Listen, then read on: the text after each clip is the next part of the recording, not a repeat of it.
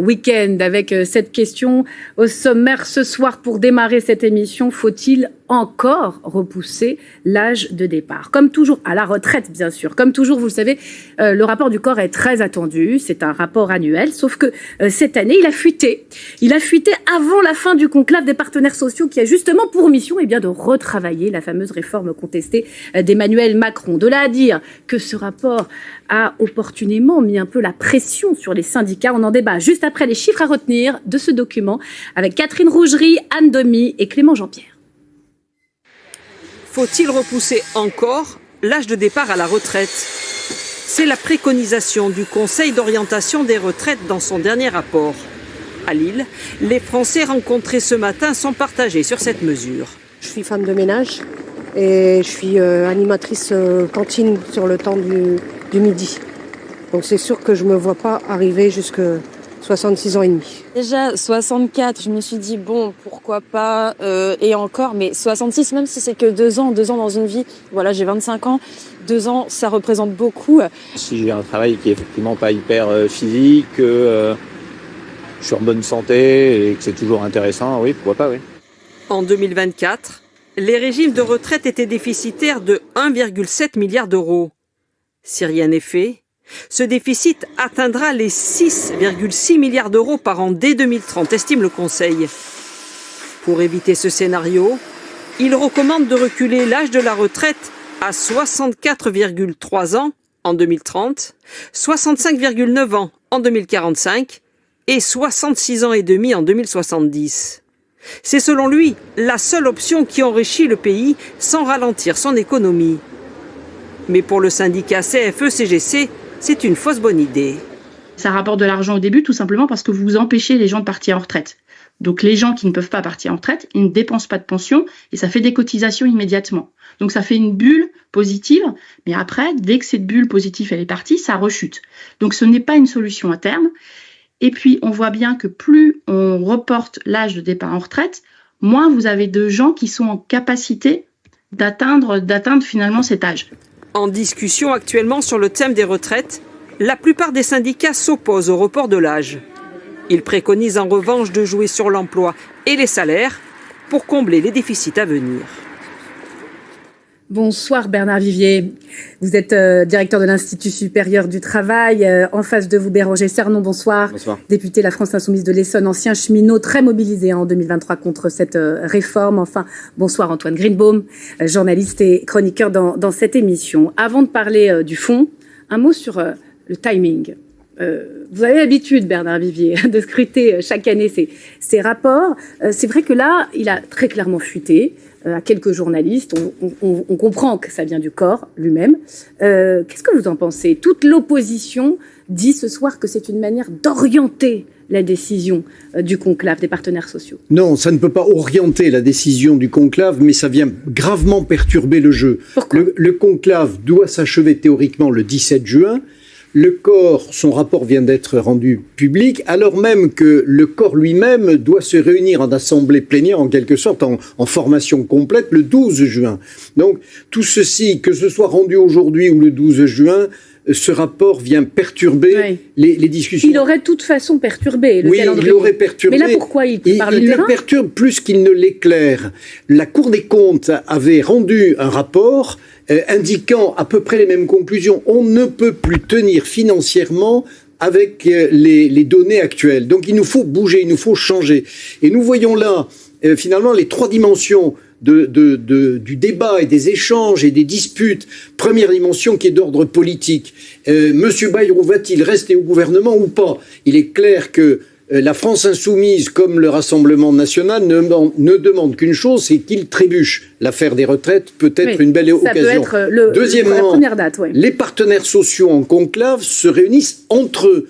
Toute interférence extérieure, qu'elle soit de l'État ou d'un rapport qui arrive, vient évidemment gêner. C'en est une, selon vous? C'en est une, bien sûr. Cette capacité des acteurs à discuter entre eux, sont eux les acteurs du marché du travail. Puis, troisième perturbation, ça brouille la lecture des enjeux financiers et des exigences que nous avons au regard de la démographie de l'économie. Rappelons d'un mot les règles du jeu de ce conclave, parce qu'elles ont évolué. C'est François Bayrou qui donne aux partenaires sociaux, les syndicats, le patronat, le soin de retravailler cette réforme, mais dans l'équilibre et les nouveaux équilibres, c'est-à-dire retourner à l'équilibre budgétaire et financier du système des retraites. Voilà pour les règles du jeu. Comment vous accueillez ce rapport, avant d'entrer sur les détails de ces préconisations, sur le moment, de toute façon, il serait sorti le 12 juin prochain. Oui, dans tous les cas, il serait sorti le 12 juin. Après, c'est un rapport quand même qui est très politique, qui a été écrit par le remplaçant de Pierre-Louis Herbrat, qui était intervenu en commission des finances en 2023 en plein mouvement social et qui avait expliqué que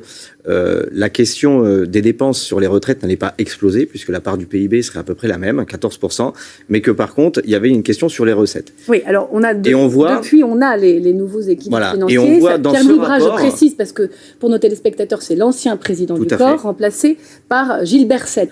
Qui est un économiste qui a inspiré le programme économique d'Emmanuel Macron. Donc on voit déjà il n'est pas indépendant, les rapports politiques qu'il peut y avoir. Et surtout, dans ce rapport, contrairement au précédent, il n'y a qu'une hypothèse qui a été choisie et qui a été étudiée. C'est la question du décalage de l'âge d'ouverture des droits. Alors là, vous venez sur le fond. On va y venir. Mais ça veut dire beaucoup de choses parce que d'habitude, on avait un équilibre entre la question de la hausse des cotisations employeurs, salariés, la question de la baisse des pensions ou la question justement de ce fameux âge de départ à la retraite. Et aujourd'hui, dans ce rapport, il n'y a qu'un seul axe qui a été choisi, c'est l'âge légal. On y vient. Légal de départ. Un mot quand même sur l'évolution du déficit, parce que c'est pour ça qu'il faut ou pas réformer ou travailler plus longtemps des retraites avec les règles actuelles. Antoine Greenbaum, on va regarder ensemble les chiffres. En 2024, c'est passé 1,7 milliard d'euros de déficit. Ça fait 0,1 point de PIB. En 2030, on passe à 6,6 milliards. 0,2 point de PIB. Et en 2070, certes, c'est un peu loin, mais là, on va à 1,4 point de PIB. Ça veut dire quoi, selon vous? Ça veut dire déjà que les déficits à court terme sont moins importants que prévu. Donc, la réforme 2023 a porté ses fruits, ou commence à porter ses fruits. Ou ça veut dire pour vous que de toute façon, il va falloir à nouveau se poser la question de l'âge légal de départ parce qu'on voit bien qu'à long terme, le système n'est pas financé. Le système n'est pas financé, on le sait très bien, il y a beaucoup trop de retraités par rapport au nombre d'actifs. Il y a deux étages par rapport à l'analyse qu'il faut faire et je vais ajouter ce qu'ont dit vos deux invités. D'abord, c'est de l'agitation politique et médiatique avec de la manipulation à l'intérieur de ce rapport qui a fuité. On doit pas... Manipulation? Oui, c'est de la manipulation.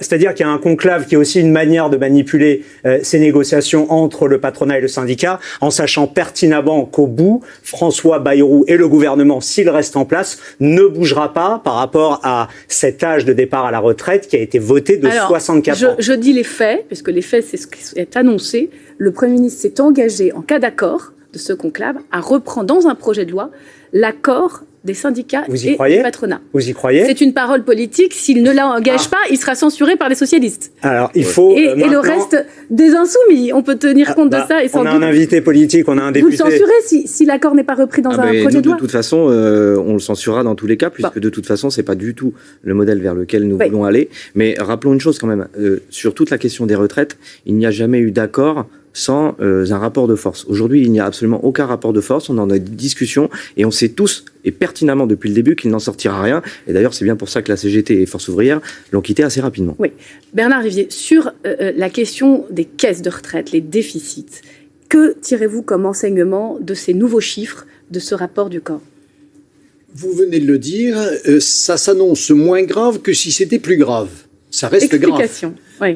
C'est-à-dire que les retraites sont là, mais moins importants que prévu. 14% du PIB. La moyenne des pays développés de l'OCDE, c'est 8%. Nous avons des retraites très intéressantes. Nous avons d'une façon générale un système de protection sociale très généreux. Évidemment, il a un coût. Et les chiffres du corps, manipulation, pas manipulation, rejoignent ceux de la Cour des comptes qui disent qu'en 2035, il va manquer 14 à 15 milliards d'euros et en 2045, il va manquer 25 à 42 milliards. Donc on ne peut pas continuer. Faut-il travailler l'âge de départ à la retraite, qui est l'hypothèse principale du rapport qui vient d'être dévoilé, mais il y a d'autres formules possibles que les partenaires sociaux sont en train de discuter. Faut-il aller vers d'autres solutions que le départ? Des différents leviers possibles, le rapport de Gilles Berset tranche. il explique qu'il y a 4 leviers possibles, c'est noir sur blanc dans le rapport.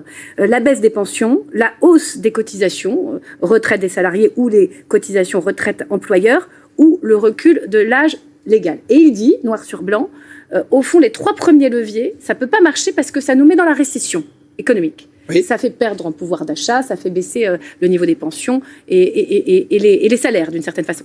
Donc, il n'y a plus une seule option. Qu'est-ce que vous en pensez? C'est son rapport, c'est un avis. Fort heureusement, le corps a cessé de produire des rapports comme du temps de Pierre-Louis Bras, où il y avait 7, 8, 9, 10, 12 hypothèses, et tout le monde trouvait dans le rapport de quoi manger à sa faim, à sa sauce, à sa façon de fonctionner. Là, il y a un rapport, évidemment, il est clivant, mais c'est un avis. Qui va décider? Qui va proposer? Alors justement, les partenaires sociaux font partie du corps. On est avec évidemment, Bernard il va y avoir des réactions. On est avec Bernard Cohen-Haddad, le président de la CPME Paris-Île-de-France. Bonsoir monsieur. Vous l'avez lu attentivement ce rapport? Vous êtes avec nous? Bonsoir. C'est un avis qui vous satisfait ou pas? Je rappelle que vous représentez les cadres. La CPME, pardon, les patrons, les PME. Représentons surtout les entreprises et les petits patrons des PME, des petites entreprises jusqu'à 250 salariés. Vous êtes d'accord avec ces conclusions? Il faut encore repousser l'âge? Écoutez, moi j'ai l'impression qu'on est en train de redécouvrir quelque chose qu'on connaissait déjà. Ça a été dit aussi par Bernard Vivier, c'est une confirmation. Pendant les 6 premiers mois de l'année 2023, on a travaillé, on a vu toutes les hypothèses, et là, on est en train de refaire un nouveau monde. C'est vrai que les charges augmentent, c'est vrai que la dette publique augmente, et qu'on ne pourra pas, contrairement à ce que veut une partie de l'échiquier politique, augmenter les charges qui pèsent sur les entreprises. Et c'est là-dessus, nous sommes d'accord avec ce rapport, et que nous sommes aussi d'accord sur la capacité du conclave à avancer sur d'autres pistes que la réduction de l'âge des retraites. C'est tout simplement de voir comment on peut maintenir un âge de retraite qui est aujourd'hui celui que l'on connaît, qui est accepté difficilement par un certain nombre de salariés, mais dont on voit bien qu'il faudra néanmoins tirer un peu sur la ficelle en fonction de l'espérance de vie, parce que tout simplement aujourd'hui, on ne peut plus charger le travail, charger les salaires si on veut créer une dynamique économique, un nouveau contrat social et avoir un peu plus d'équité. Ce n'est pas en tapant sur les entreprises qu'on y arrivera. Pour les entreprises, très clairement, dans ce conclave, s'il s'agit de revenir sur l'âge légal, il n'y aura pas d'accord. On peut le dire.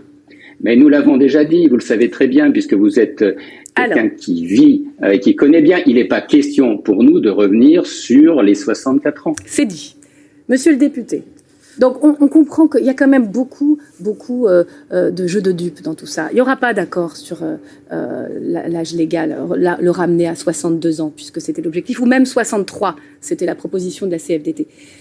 Dans ces conditions, vous prenez quand même, s'il y a des choses qui sortent de ce conclave, sur le travail des femmes, sur les carrières longues, sur la pénibilité, c'est déjà ça? Mais il y avait des choses qui existaient sur la pénibilité. Il y a 4 critères sur 10 qui ont été supprimés par Emmanuel Macron. Est-ce qu'il y a besoin d'un conclave pour se poser la question de savoir s'il faut les remettre ou pas? Je ne pense pas. C'est une évidence. Pour vous, ce conclave. Mais non, très clairement, on amuse les gens, on va discuter, on va avoir des rapports. Bref, mais en attendant, les gens, ce qui se passe, c'est qu'il y a un taux de chômage qui est très élevé chez les personnes qui ont plus de 60 ans. On est cassé par le monde du travail et il n'y a pas plus injuste finalement que le décalage de l'âge de départ à la retraite. Parce que ceux qui vont en payer les pots cassés, c'est qui? C'est les travailleurs les plus précaires. C'est les travailleurs qui travaillent dans les métiers les plus pénibles. Pour rester à l'équilibre ou l'atteindre plutôt. Mais il y a une chose toute bête, par exemple, ça s'appelle les dividendes.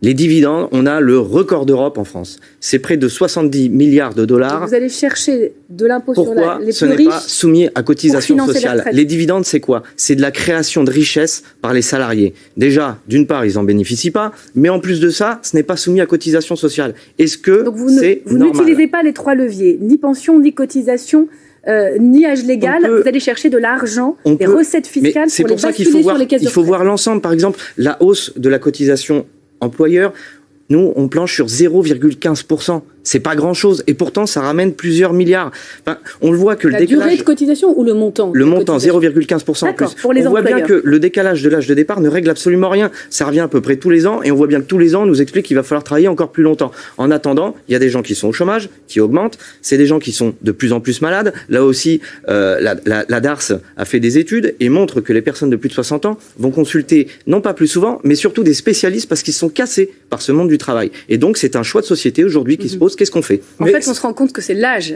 à chaque fois qui vient le point de crispation. Est-ce qu'il ne faut pas arrêter de L'âge et la durée de l'âge cotisation. légal et réfléchir autrement?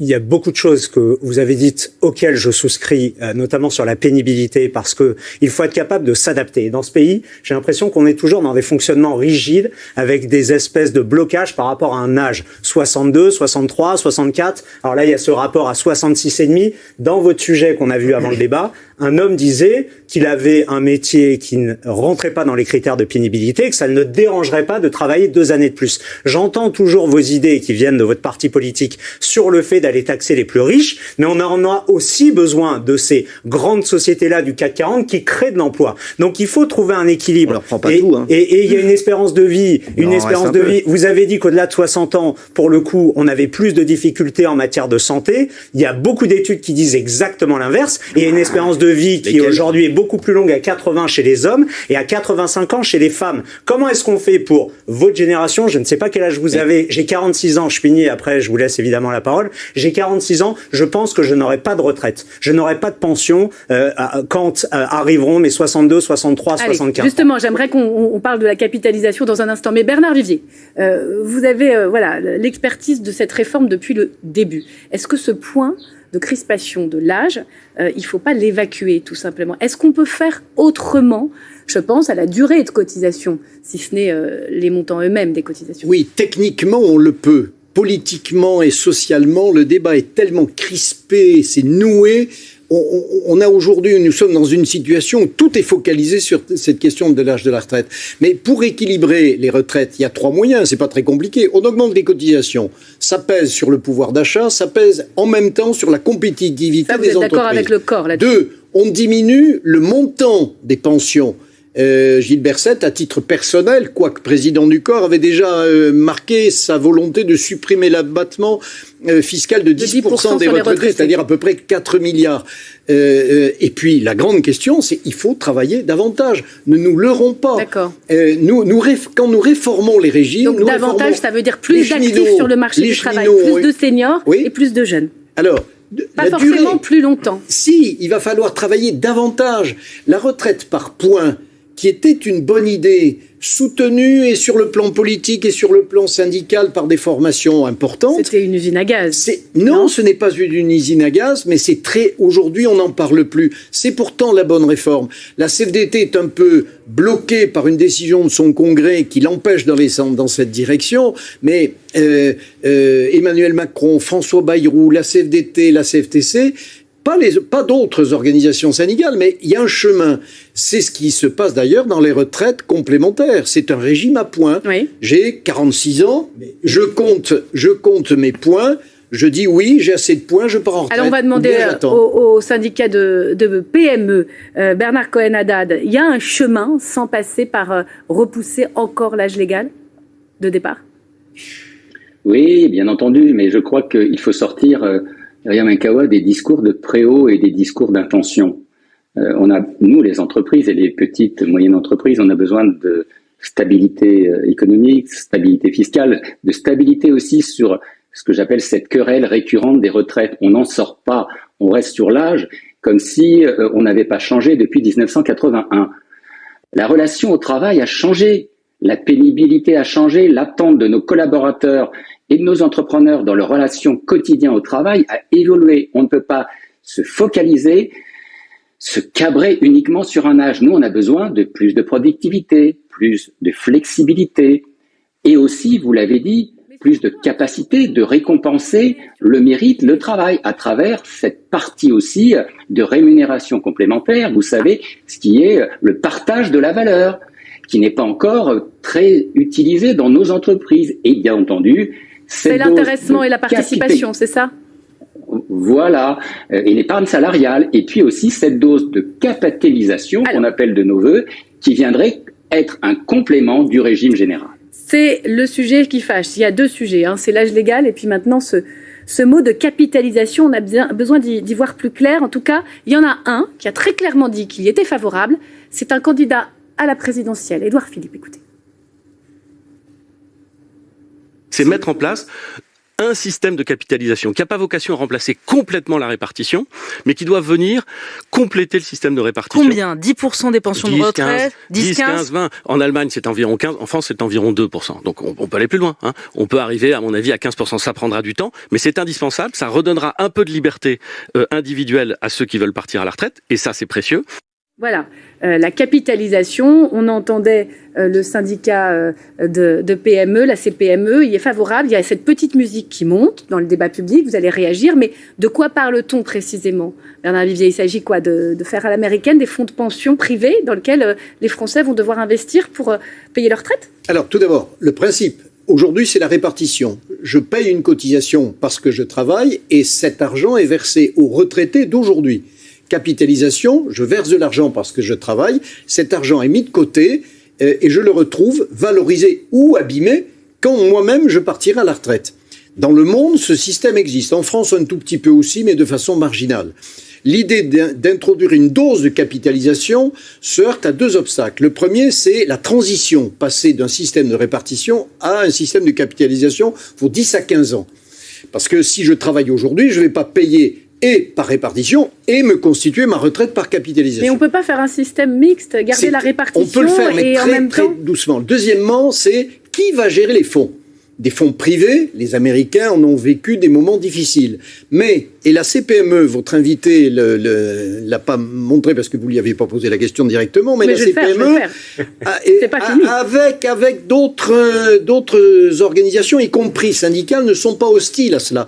La CPME a proposé, c'est elle qui a été à l'origine, a dit, mais oui, quelques fonds de capitalisation gérés par les partenaires sociaux et pas par les politiciens c'est ce que dit aussi qui évidemment votent des lois pour que l'argent de la sécurité sociale aille dans le grand tout de l'État, se noie dans le grand tout de l'État et finalement soit mal géré. Bon, on ouvre le débat sur la capitalisation, puis juste avant le rappel des titres, et on le continuera, c'est absolument négatif pour vous. Je veux juste rappeler une chose, non, on a un système par répartition et pas à prestation définie. C'est-à-dire que quand on rentre normalement sur le marché du travail, on sait quand est-ce qu'on va ressortir et avec quel montant. Demain, avec la capitalisation, moi déjà, il va falloir me prouver et me montrer à quel moment ça va nous apporter du plus. Mais un système qui serait géré par les partenaires sociaux. Ça veut rien dire géré par les Enfin, je vois pas ce que ça va changer. Alors certes, ce sera peut-être moins politicien et ce sera peut-être moins de la magouille. Ça, je suis d'accord avec vous. Ce sera mieux géré. Oui, mais avec quelles contraintes? Avec quelles contraintes? On est incapable aujourd'hui, on est incapable de savoir quel sera le montant demain à la sortie de la capitalisation avec lequel le salarié va partir.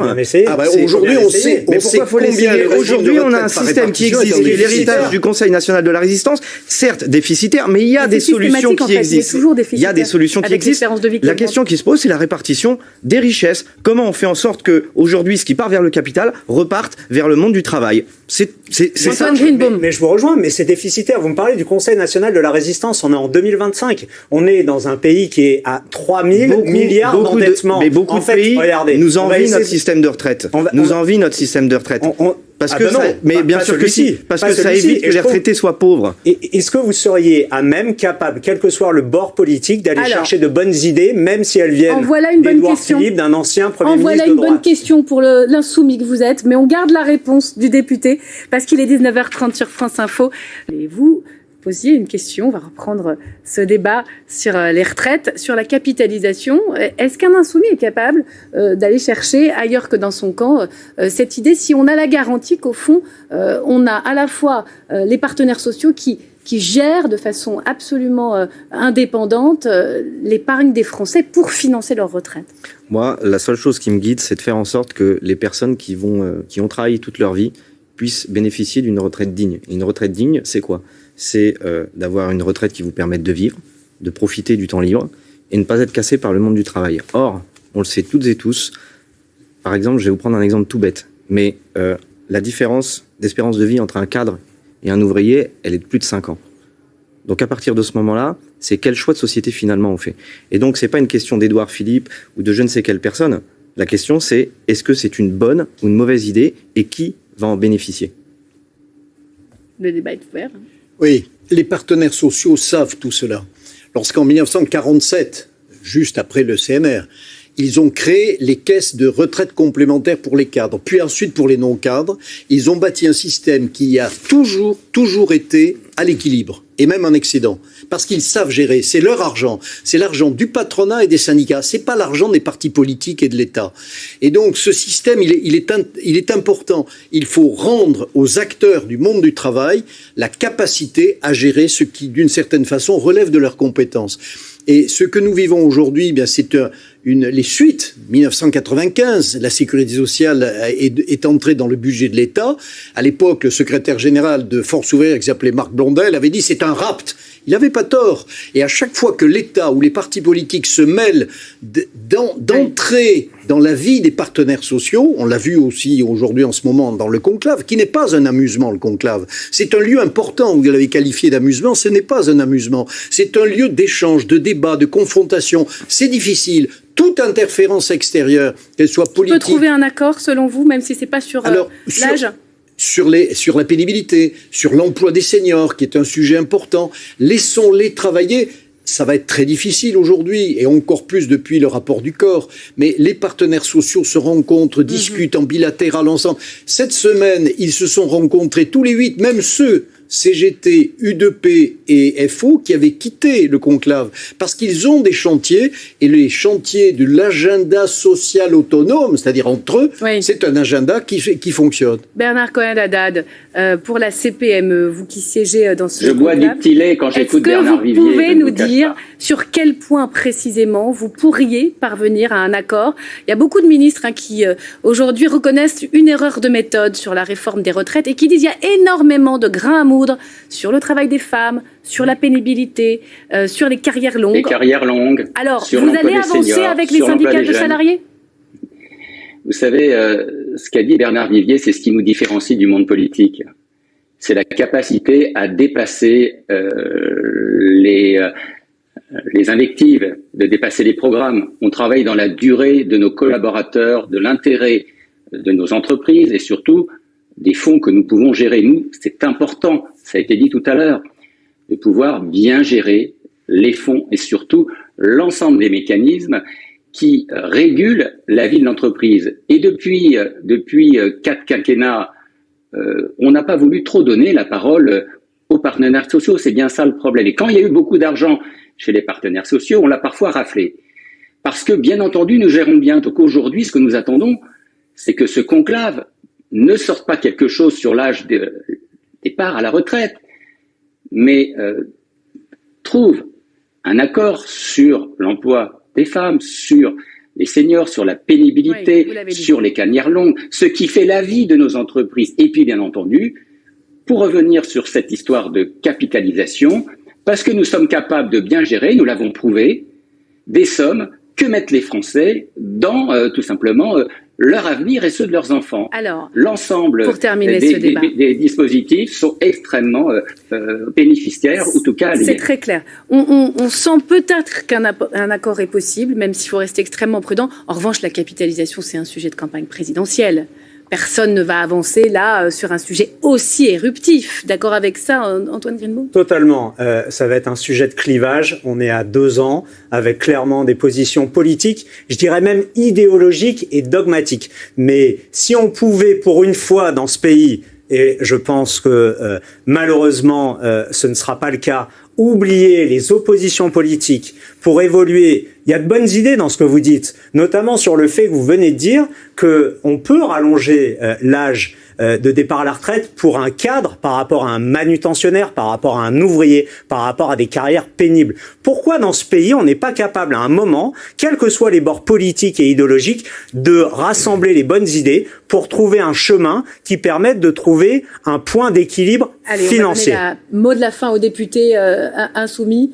Au fond, ces sujets-là, c'est à nouveau la retraite, l'âge de départ, un débat présidentiel. Si on peut avancer déjà sur un certain nombre de points, au-delà de la question de la présidentielle, c'est une question d'un choix de société. Oui. Qu'est-ce qu'on veut de notre société finalement? Mais voilà, c'est une question tranchée par un grand rendez-vous électoral, non? Mais après, tout dépend de ce qu'on veut donner finalement comme poids aussi aux partenaires sociaux. Est-ce que c'est au président de trancher sur la question des retraites? Est-ce que ce serait pas justement aux représentants de salariés? Voilà, c'est toute cette question-là. Et est-ce que c'est pas au peuple de décider? Est-ce qu'on pourrait pas faire un référendum sur cette question des retraites? Je pense que les gens sont suffisamment intelligents pour savoir qu'est-ce qui va dans le bon sens et qu'est-ce qui va pas Et je dans le bon rappelle sens. qu'une proposition symbolique de résolution d'abrogation de la réforme Macron de 2023 a été adoptée à l'Assemblée.